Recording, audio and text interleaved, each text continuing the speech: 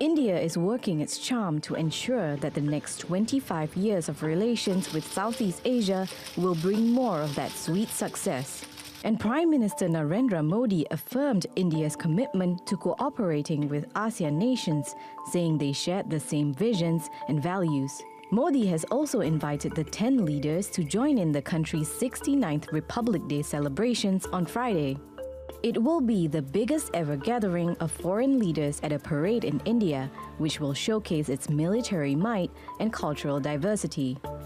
Experts say the summit is an opportunity for India to present itself as a powerful ally as China continues to flex its soft power in Southeast Asia.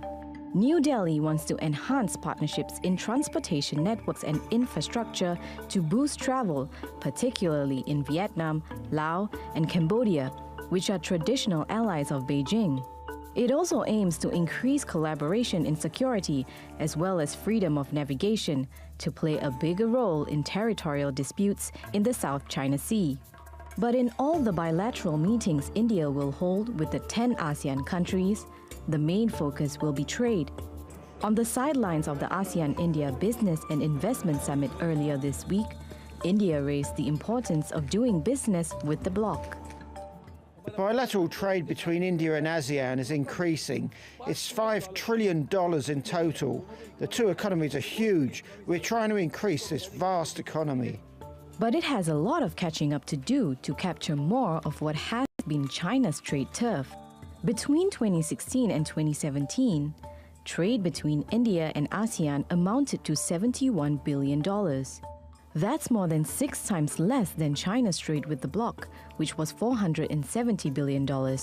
But India is optimistic about robust investments and economic activity with ASEAN countries. Modi's affirmation of India's close ties with Southeast Asia could be a signal he might take his Look East policy to the next level sooner than expected. Laila Humaira, TRT World. Rajiv Biswas is IHS Markit's Asia-Pacific chief economist. He says that while China has been ahead of India in terms of trade with ASEAN, there is time and potential for India to catch up. I think India's very late in the game. China has been engaging with ASEAN for decades and has built up very strong bilateral trade ties with ASEAN. Plus, the Chinese economy is much bigger than India right now, so the size of the Chinese market is very large for the ASEAN exporters.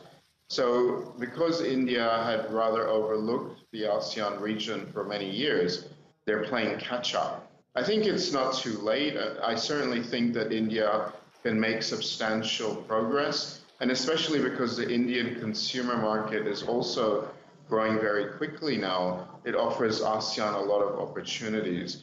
So I think certainly we could see that there is an effort by India that will result in some improvement in its relationship with ASEAN, but it won't be a counterbalance to China in the near future. I think it will take 10 years or maybe even 20 years before India has a substantial influence upon ASEAN in terms of investment relations. But I think the Modi government is doing the right thing by trying to accelerate bilateral links, because in terms of the Indian opportunities to invest in ASEAN and also to grow exports to ASEAN, ASEAN is one of the most dynamic markets in the world. Its consumer market is 630 million people, and it's growing very quickly.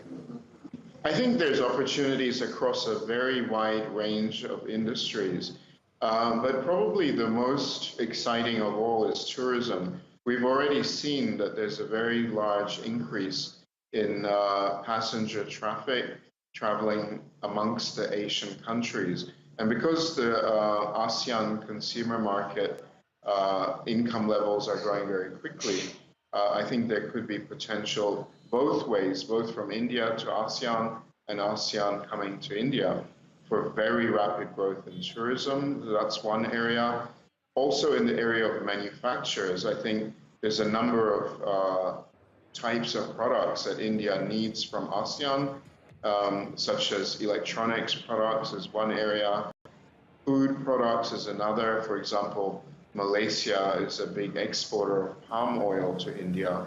And then from the Indian point of view, the ASEAN market is a very fast-growing consumer market, practically on India's doorstep. We have seen that bilateral trade has grown very quickly. It's still quite small compared to, say, China-ASEAN bilateral trade, but Indian trade with ASEAN has been growing very fast.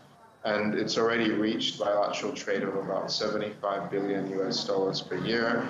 And I think in the next decade, it could double to 150 billion dollars of bilateral trade per year. So it is a very big opportunity for Indian exporters as well in a